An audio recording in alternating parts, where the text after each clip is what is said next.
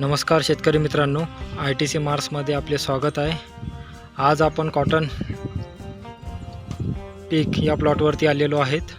तर या ठिकाणी कोळपणी सुरू आहे आणि हे पीक कॉटन 15 दिवसाचे झालेले आहे आणि या ठिकाणी छोटे छोटे तण आहे।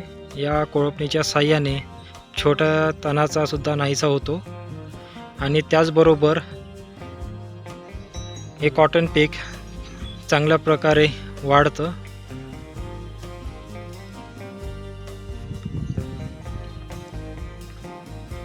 आणि या जमिनीची चांगली मशागत सुद्धा होते कोळपणी केल्याने।